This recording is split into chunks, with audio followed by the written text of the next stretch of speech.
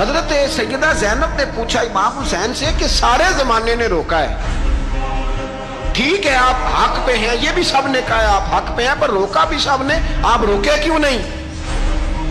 تو ابن کثیر اور ابن اسیر لکھتے ہیں کہ امام حسین رو پڑے، کہنے لگے بہن میں رک جاتا، پر میں نے رات کو نانا مصطفیٰ کو خواب میں دیکھا ہے۔ تو حضور نے فرمایا حسین اگر آج یہ رواج پڑ گیا نا یزید جیسے لوگوں کا تو قیامت تک پڑا رہے گا، پھر لوگ کہیں گے کوئی نکلا نہیں تھا تو ہمیں بھی نکلنا، پھر لوگ ظالموں کے سامنے گردنیں جھکانے کے عادی ہو جائیں گے۔ میں کہتا رہتا ہوں، کہہ رہا ہوں، کربلا کی جنگ کفر اسلام کی جنگ نہیں، کفر اسلام کی جنگ نہیں کربلا کی، کیونکہ یزید تو بڑا پکا نمازی تھا، خطبہ دیتا تھا وہ تو۔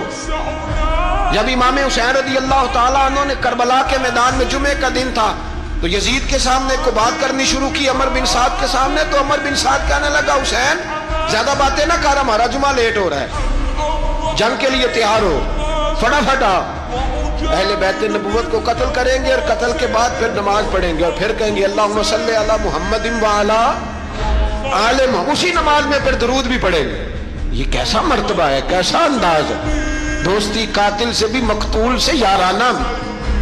امام حسین نے حر بن یزید امام حسین سے کہنے لگا مجھے حکم ہے آپ کو روکنے کا، آپ آگے نہیں جا سکتے۔ امام صاحب نے فرمایا وجہ زمین اللہ کی ہے، اس نے کہا آپ بیعت نہیں کر رہے، یزید کی حالات آپ کے حق میں درست نہیں ہے، آپ نہیں جائیں گے۔ امام روک گئے۔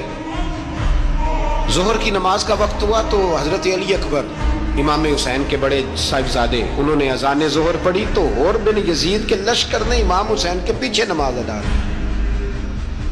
کہا بھئی تم مقابلے میں آئے ہو نماز پیچھے پڑھتے ہو؟ کہا حضور مقابلہ تو تلواروں سے کر رہے ہیں پر ہمارا دل تو مانتا ہے نا کہ مصطفیٰ کا نواسہ بڑی شان والا ہے۔ حر بن یزید نے 3 نمازیں لشکر سمیت امام حسین کے پیچھے پڑھی ہیں، 3 نمازیں، ظہر اثر اور مغرب۔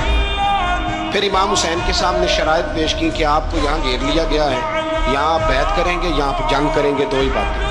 امام حسین نے فرمایا نہیں بھائی بیعت تو میں نہیں کرتا، اس کے علاوہ تم جو کہتے ہو میں کرنے کو تیار ہوں۔ اس نے خط لکھا، عبید اللہ ابن زیاد کو ایک بندہ دوڑایا پیچھے کوفے، چند میل پہ کوفہ تھا، کہا وہ نہیں مان رہے، کیا کرنا؟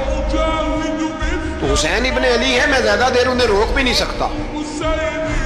انہوں نے پیغام دیا حر بن یزید کو کہ کرنا کچھ بھی نہیں، ان کا پانی بند کر دو، بلیک میل کرو، کھانا پانی نہیں ملے گا، چھوٹے چھوٹے بچے ہیں خود ہی مان جائیں گے۔